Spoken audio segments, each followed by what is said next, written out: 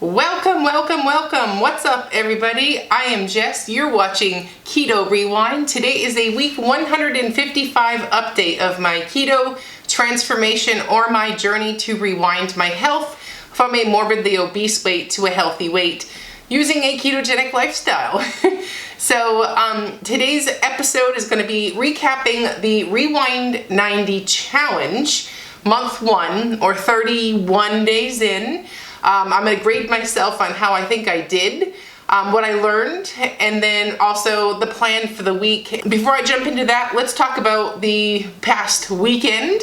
Okay, so this past weekend, I made my dad a birthday cake. Now, my dad's birthday is actually on Valentine's Day, so we're obviously pretty early here, but my parents are headed out west in their motorhome doing some more traveling. So being that we won't be together for his actual birthday, we decided to celebrate it now, a little early. So obviously, since we're all keto, I made a keto birthday cake. Now, I took the time to make this cake super fun, super cute, something that we look forward to eating. So I used a Duncan Hines keto brownie mix and then the Swerve vanilla cake mix. Mixed those two together, or prepared them as usual, but then I mixed them together to give that marble effect. And then I used a recipe from All Day I Dream About Food for a whipped chocolate ganache frosting. So that was basically, you melt some chocolate chips, you add some whipped cream, and you mix it together. Super easy, frost your cake. And then when it came to chocolate peanut butter cups, I just scooped half a cup of peanut butter or so, and I added Bocha Sweet as my sweetener until I got to a taste that I wanted. I was looking for that consistency and sweetness, and then I just melted chocolate chips again, threw some cocoa butter in with those chocolate chips, and made the most delicious sugar-free keto Reese's peanut butter cups. Now, for those of you that are not familiar with my dad, he was a construction guy growing up. So civil engineer, basically built roads, bridges, septic tanks, that kind of thing. So there was always a piece of heavy equipment in our yard. So, and to this day, we still have a skid steer. So, and you may recognize some videos from over the summer where I'm driving the skid steer doing work at the lake. So he was never the type of dad that said, hey, I'll do it. He said, come do it with me. So I've learned it all. I've learned from changing tires to working on cars to working in heavy equipment. You name it, my dad was that type of a dad. So, in addition to that, all of my sports growing up, from basketball, softball, everything, my dad was coach. So he was a big part of my life, and that means I still make a big deal about it when it's his birthday. So the cake turned out fabulous, but this is why there's an excavator on the top of the cake with some boulders, some earth moving. That's what the theme is, because my dad's pretty much a giant 8-year-old. Still loves to play with all the construction equipment and toys. So, but anyways, that was that, and it was delicious. My husband smoked a brisket, and then I made some sugar-free coleslaw using the mayonnaise, which I'll post that link here, that I made in my last video that posted on Saturday. So I used that mayonnaise to make my coleslaw, and then we had a smoked brisket. So it was such a good day, so yummy, so satisfying. So that was pretty much the weekend. So it was also beautiful weather here. It's unusually warm right now, so we took advantage, played softball, we were outside all weekend, played a lot with friends and that kind of thing. So overall, despite still trying to lose weight, I stayed on track. I did what I need to get done to continue the journey. So that brings me into the next part.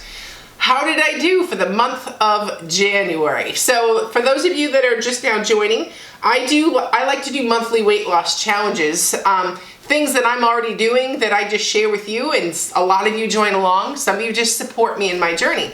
So this particular monthly challenge is a 3-month challenge, or 90 days. So we just finished the first third or the first 31 days of the challenge. So I wrote up some notes here so I would stay on track, but my goals for the Rewind 90 challenge, above all, was consistency. That was the #1 goal, because if I could be consistent everything else will fall into place. If I'm not showing up every day, doing my best, doing what I need to get done, the other things may or may not happen, and the chances of actually seeing this through to the end were going to be less and less and less every time I didn't show up. So when it comes to being consistent for the past 31 days, how do I rate myself? I'm going to definitely put A+. I got in 5 to 6 workouts a week. It was to the point where I actually even had fun and did workouts on the weekend using new, weights and stuff, trying new techniques so that I could have the full routine during the week figured out. I walked, I was active with the kids. Like, I was consistent in getting the workout done. I was consistent at eating what I needed to eat on this lifestyle. And we'll get into this part in a minute, but briefly, I'm just saying overall diet on point. And then also when it came to like changing that relationship with food, figured out some revelations when it came to why I was eating so much when I would let up off the break. So overall, by being consistent, a lot of the issues where I just was struggling really fixed themselves. You have to show up every day for it to work. So when it came to living the lifestyle, A+. I don't feel like I dieted at all this month. I really enjoyed the food that I was eating. I did change midway through. We'll get to that in a second. But it didn't feel like a diet. And that means you're on the right track. It was easy to do. It was just like, it just worked. And that is so refreshing. Because I've mentioned before, I had an entire year where I felt restricted, and it was just causing issues. And when you feel restricted, it feels like a diet, and then it's not the lifestyle, and it's just all these things don't line up anymore. So I was feeling good, and that was huge. So I avoided all processed foods. I literally ate all meals. I literally made all meals for the month of January. Breakfast, lunch, dinner, snacks, desserts, everything. So I did not eat out a single time, and that is amazing. It was a lot of work, but you know what? I put the work in so that I can trust the process.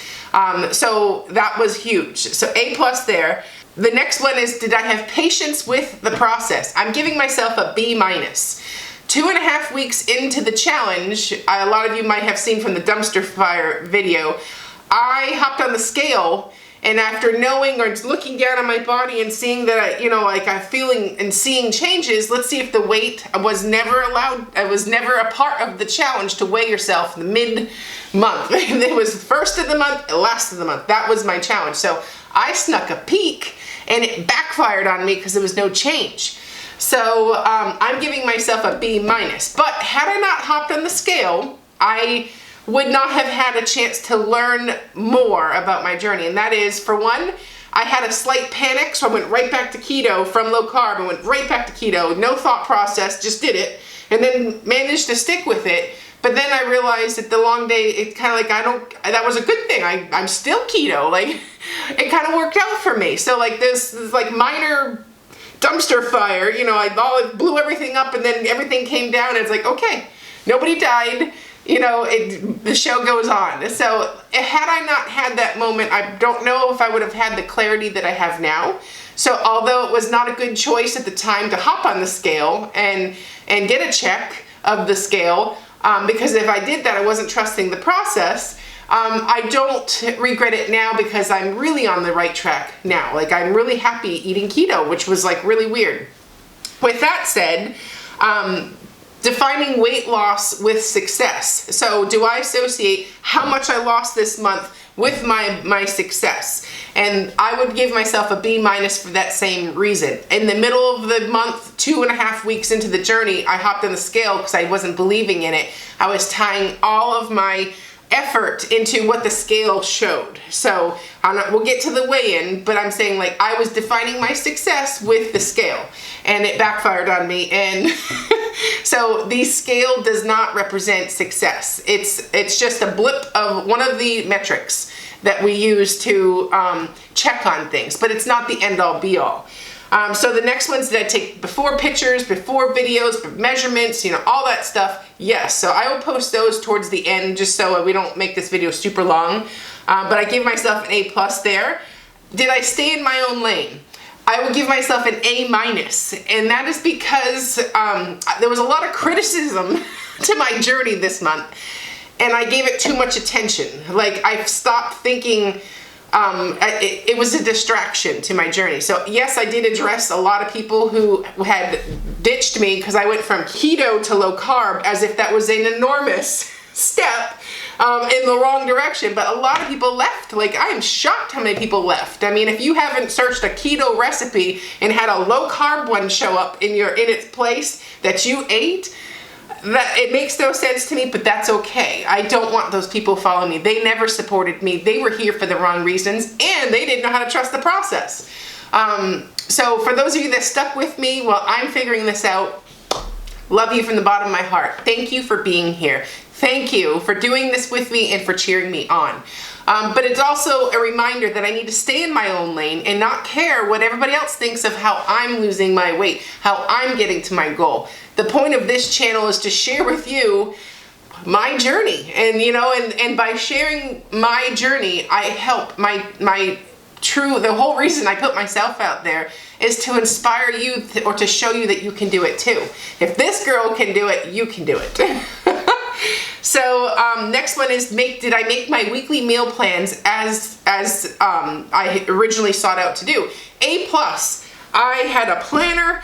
I may not have made it a week in advance, but I had every meal planned out in my planner as I set out to do, which is huge for this type B person to even look or entertain a planner. So by planning all of my meals, I was home to eat all of my meals. I had everything I needed in my house to make those meals, and it kept me focused. So A+ there, and that was a harder one for me to do than most of these other ones. So the next one is working on my relationship with food. I have found that it's not so much the food that you're eating, but getting enough of the food makes a huge game changer. Like my life revolves around food.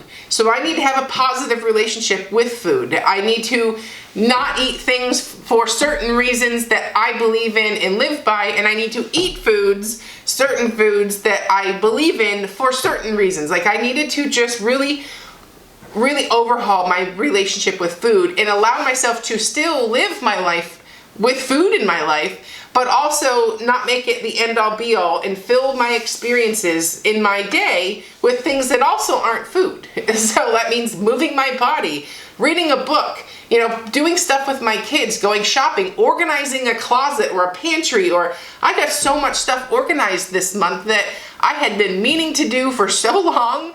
But if I just focused everything about my life about food, or judged my success or failures on what foods I ate, it was just not the right path for me to go on, and I'm so much happier now.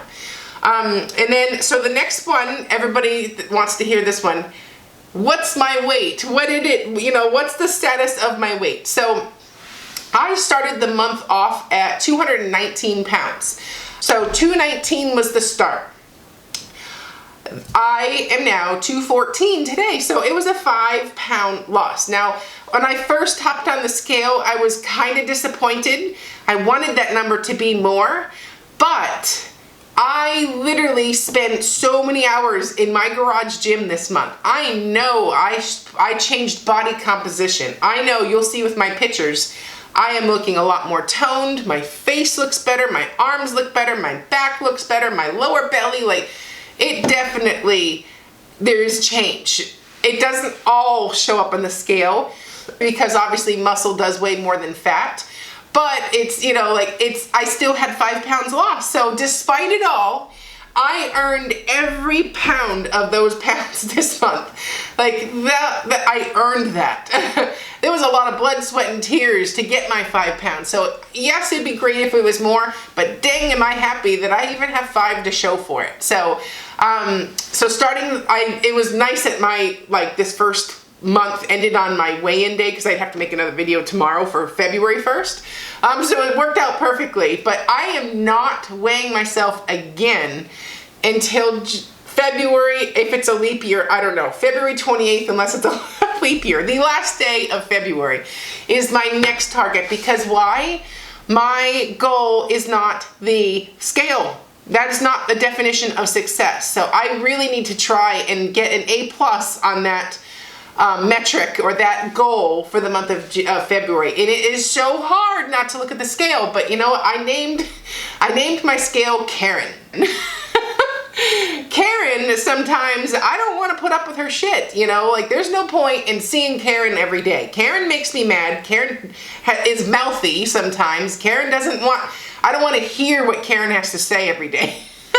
So Karen and we're not gonna see each other so much this month. So I'm gonna stay true to my challenge, and I will see Karen on February 28th. So, and that's a challenge in itself, because you know how bad I want to hop on and judge myself. But I don't want to deal with Karen's judgment until the last day of the month, because that's the only day for me that it matters. It's funny, but it's one of those things where, like, now I look at my scale and I call her Karen, and it's like I laugh about it. It's not such a big deal. It's like you took the elephant out of the room, or you took the power away from Karen. And it's funny. So that is all meant to be a joke. So please don't take that personally, especially if your name's Karen. I'm talking about my scale. So overall, my thoughts on this on this past month. I think I did awesome. I crushed the goals that I was trying to get done. I learned from my mistake. My one real mistake was, you know, visiting with Karen when I wasn't supposed to. I learned from that experience. It also kind of worked out because it shot me back to keto, and for whatever reason, I don't feel restricted right now. So I know I did say, like, I had a whole year I just felt restricted. I feel like my head was not in the game in 2021. Like, I am there right now. It doesn't feel like a diet. It feels like this is just how I eat. It feels like that lifestyle. So it's probably it might be because it was January and everybody's in weight loss mode in January. The next month, or this upcoming month, February, will be the true test. So, but for right now, I feel good eating keto. I don't feel like I'm missing out. I did choose not to eat any processed foods, and that includes keto bars, keto snacks, keto whatever the heck may be. I just chose to cut them all out and just do a very basic keto, you know? So I will say that as far as eating out or all the goals of the challenge, I'm going to stay true to that. I won't be quite so hard this month if, say, I need to grab a salad on the go. I'm not going to sweat that. But I'm still going to have a heavy focus on making all of my meals myself. Keep that control. Keep those macros, making sure I'm hitting those macros. I tracked my macros for the entire month of January. My goal when I adjusted my macros said I'd lose 3.5 pounds. I lost 5. So that's really good, because, you know, tracking all the food and setting those goals and then actually beating what it suggested I was going to be able to lose, 5 is huge, you know? So I'm going to continue doing that. And it also might be why I didn't feel the urge to eat, because for once in my journey, I was actually making sure I ate enough. And that's not making sure I ate enough carb. That means I ate every gram of protein I was supposed to eat. And I found a way to get that protein in. Protein is satiating.